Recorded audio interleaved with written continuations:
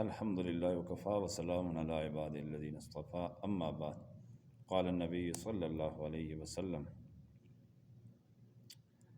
من وجد ساعة لأن يضحی فلم يضحی فلا يحضر مصلانا۔ نبی کریم صلی اللہ علیہ وسلم کا ارشاد مبارک ہے کہ جس بندے کے پاس قربانی کرنے کی استطاعت ہو اس کے باوجود وہ قربانی بخل کی وجہ سے نہ کرے تو اس کو چاہیے کہ ہماری عیدگاہ کے قریب نہ آئے۔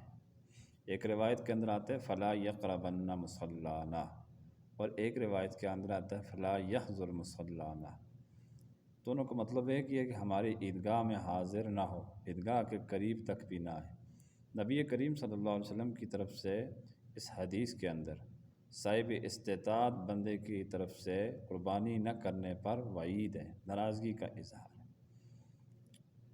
قربانی اس قدر عظیم شان عمل ہے کہ اس کا اہتمام نبی کریم صلی اللہ علیہ وسلم نے اس طرح فرمایا کہ مدنی زندگی کے اندر ہر سال 10 سال آپ زندہ رہے مدینہ منورہ میں، ہر سال برابر آپ قربانی کرتے رہے۔ بہت ہی عظیم عمل ہے۔ ایک دوسری حدیث کے اندر یہ آتا ہے کہ یوم النحر یعنی 10ویں ذی الحجہ کو اللہ تعالیٰ کو بندے کی طرف سے خون بہانے کے علاوہ کوئی عمل بھی پسند نہیں۔ پھر اسی حدیث کے اندر یہ آتا ہے کہ یہ قیامت کے دن ذبح کیا ہوا جانور یا اپنے کھروں سمیت، سینگوں سمیت، بالوں سمیت آئے گا اور اس کے تمام چیزوں کو تول کر بندے کو اجر دے دیا جائے گا۔ قربانی قرآن مجید کے اندر بھی بہت زیادہ ہے۔ سیدنا ابراہیم علیہ السلام کی سنت ہے اور اس کا ذکر قرآن پاک کے اندر بھی بہت جگہ پر انا اعطیناک الکوثر فصلی لربک وانحر۔ نبی کریم صلی اللہ علیہ وسلم کو فرمایا گیا کہ یا رسول اللہ، ہم نے آپ کو دنیا آخرت کی خیر کثیر عطا فرمائی ہے، بس آپ اپنے رب کے لیے نماز پڑھیں اور قربانی کریں۔ نہر اونٹ کی قربانی کو کہا جاتا ہے۔ دوسری جگہ پر آتا ہے قل ان صلاتی و نسکی و محیای و مماتی للہ رب العالمین۔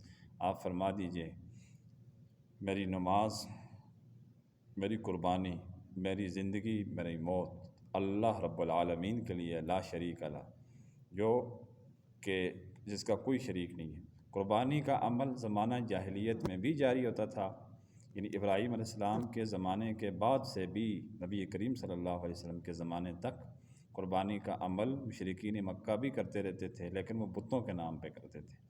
اس لیے اللہ تبارک و تعالیٰ نے اپنے حبیب صلی اللہ علیہ وسلم سے یہ ارشاد فرما دیا فصلی لربک وانحر، آپ نے قربانی جو کرنی ہے وہ اپنے رب کے لیے کرنی ہے۔ اپنے رب کے لیے آپ نماز پڑھیے، اپنے رب کے لیے قربانی کیجیے۔ اس لیے جو لوگ جنہوں نے کمیٹی ڈالی ہوتی ہے یا جن کے جہاں پیسے پھنسے ہوئے ہوتے ہیں تو وہ سارے لوگ جو ہے وہ ان کے اوپر قربانی لازم ہے، جن کے پیسے پھنسے ہوئے ہیں اور ملنے کی کبھی امید ہے، پھر قربانی ضروری ہے۔ اسی طرح جن لوگوں نے کمیٹیاں ڈالی ہوتی ہیں ان کے اوپر بھی قربانی لازم ہے، وہ بچت نہیں رکھ سکتے۔ جس بندے کی ملک کے اندر ابھی کچھ عرصہ پہلے تو یعنی سالوں کے اندر، اب مہنگائی بہت زیادہ ہے، جانور بہت مہنگے ہیں، تو جس بندے کی ملک کے اندر تقریباً 70,000 روپیہ موجود ہے